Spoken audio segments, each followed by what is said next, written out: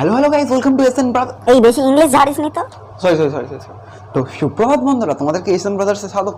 তো আজকের main content হচ্ছে সেই ডাব্লিউডব্লিউই তে বিখ্যাত ব্ল্যাক বেল্ট পাওয়া দিদি। ওরে অশিক্ষিত, ব্ল্যাক বেল্ট ক্যারাটেতে হয়। ও ঠিক আছে, আরে ধত খালি আটকাতে, চলো ভিডিও শুরু করা যাক।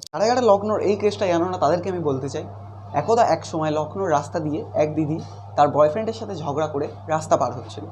কেসটা কিছুটা এরম হয়েছিল, ম্যাডামের বয়ফ্রেন্ড ম্যাডামের ইনস্টাগ্রামের পিক দেখে আর ম্যাডামকে আসলে দেখে থতমত খেয়ে দিয়েছিল, ঠিক আছে। তো এই দেখে ম্যাডামের বয়ফ্রেন্ড ম্যাডামের সাথে ব্রেকআপ করার পরে ম্যাডাম রাগে তা ক্রস করছিল।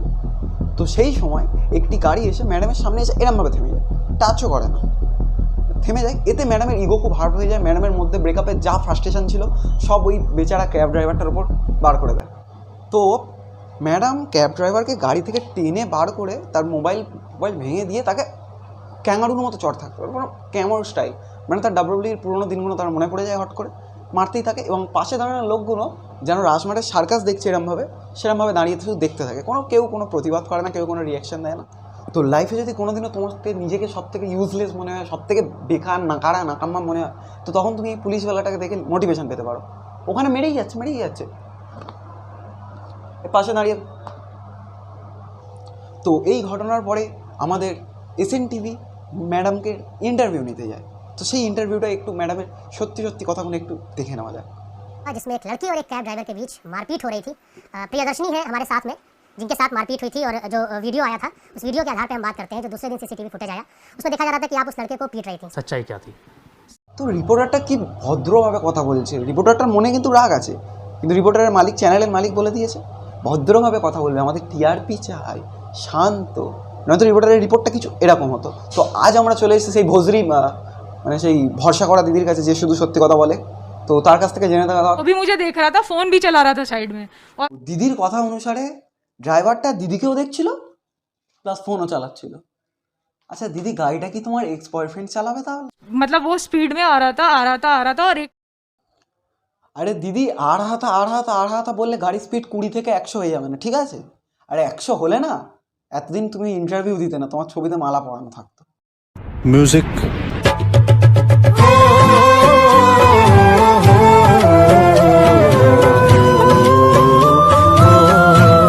टाइम पे उसने सिग्नल तोड़ दिया।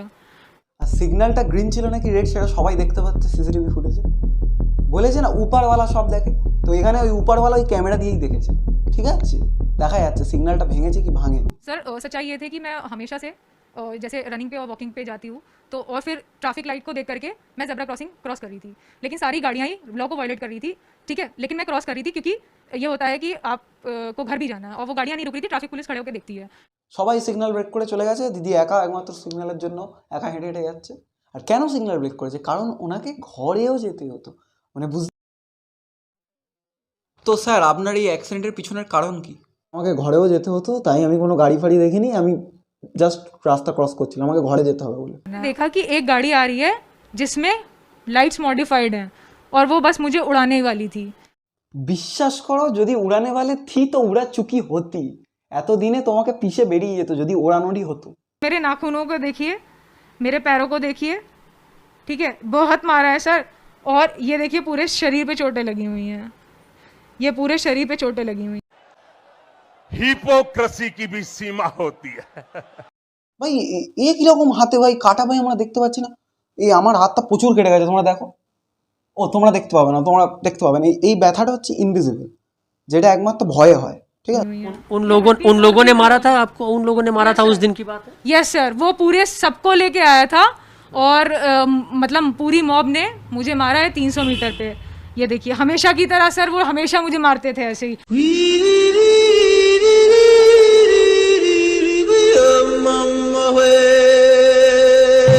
और यूपी पुलिस खड़े होके देखती थी, और मैं कहती थी पकड़ो, तो वो लोग उसके पीछे जाते थे, छोड़ देते थे उसको। আপনার চায়ে ঘুমের ওষুধ দিয়ে দেবে, বিষ মিশিয়ে দেবে। খবরদার এই ভুলটা করবেন না। বাড়িতে মাকে বলবেন রুটি তরকারি করে দিতে, সেই খাওয়া অনেক ভালো, ডাল ভাত খাওয়া অনেক ভালো। और वो फिर से पीछे से आ जाते थे वो कुछ लोग, और कहते थे कि कितने लोग थे? क्योंकि कैब ड्राइवर तो अकेला था, उसके साथ भी लोग थे जिन्होंने आपको मारा, ऐसा आप कह रहे हैं? साथ कम से कम 100 लोग होंगे जिसने मुझे मारा है। और वो मुझे लथेड़ते हुए मारते हुए 300 मीटर लेके गए हैं, हड्डी भी तोड़ दी थी सर ये वाली, ठीक है। 100 জন মিলে 300 মিটার দূরে নিয়ে গেছে মারতে মারতে। বলছি দিদি শোনো না একটু, বলছি 100 জন মিলে যদি তোমাকে এরমভাবে একটা চাঁটিও মারেন 100 জন, তাহলে পরের দিন তুমি বিছানায় শুয়ে থাকতে, ইন্টারভিউতে আসতে পারতে না। এইটুকুনি। और अभी भी आप देखिए हाथ पूरा टेढ़ा है। कैब ड्राइवर ने कहा है लगभग 60,000 का उसका नुकसान हुआ है, उसका शीशा तोड़ा गया है, उसका मेरे मोबाइल को जो तोड़ा धारा गया है। लगी है वो धारा है लूटपाट की। तो मैं यूपी पुलिस से ये कहूँगी कि मैंने लूटपाट कहाँ करी है, आप वीडियो दिखाइए। तो वो जो कह रहा है कि 60,000 का नुकसान हुआ है वो बिल्कुल झूठ बोल रहा है। अच्छा, पुलिस उस दिन उनको और उनके परिवार वाले जो उसको छुड़ाने आए थे उसको भी बिठा लिया था और उनके खिलाफ भी कार्रवाई की थी। उस दिन आपके ऊपर भी कार्रवाई हुई थी क्या? मेरे ऊपर कोई कार्रवाई नहीं हुई थी। मैंने कंप्लेंट लिखी थी और मैंने कहा था उन पे एफआईआर करिए, पर मेरे कहने पे भी उन पे एफआईआर नहीं करी गई थी। जब मैंने आपको कहा है, मैंने एप्लीकेशन आपको लगाई है, तो आपने पलट के मेरे ऊपर ही धारा लगा दी, और वो धारा लगाई जिस पे आपके पास प्रूफ नहीं है। लोग मुझे 2 साल से मार रहे हैं और आपने मुझ पे लूटपाट की धारा लगाई। এ কি বলছে ভাই, এরা নাকি ওকে সবসময় মারে। আর ক্যাব ড্রাইভারটার সাথে তো তোমার ওই দিনই দেখা, সবসময় ওরা কি করে মারতে পারে তোমাকে? जो वो आदमी कह रहा है जिसका कोई प्रूफ नहीं है यूपी पुलिस के पास। अगर मैंने- प्रियदर्शनी ये समझना चाहेंगे 2 साल से मार रहे हैं का क्या मतलब हुआ? 2 साल से किसको कहना चाह रही हैं आप? सर कुछ ये लोग हैं यहाँ पे, जब भी मैं निकलती हूँ, आवारा टाइप के लड़के हैं, तो जब ये मैं निकलती हूँ वॉक पे या रनिंग पे के लिए, क्योंकि मैं एक पेशेंट हूँ, मेरे पास बहुत सारी रिपोर्ट्स हैं, देखिए काफ़ी बीमारियाँ हैं मुझे, तो मुझे निकलना पड़ता है एक्सरसाइज के लिए, ठीक है, बहुत सारी चीज़ें हैं। तो वो छेड़खानी करते हैं मुझसे, फिजिकल अब्यूज़ करते हैं, आई टीजिंग करते हैं और डंडे बैट्स दिखाते हैं और इतनी हद तक कि गाड़ी स्मैश कर देते। ও না না, 2 সাল ধরে ক্যাব ড্রাইভার নয়, 2 সাল 2 বছর ধরে কোনো আওয়ারা ছেলেপুলেগুলো নাকি দিদিকে বিরক্ত করে।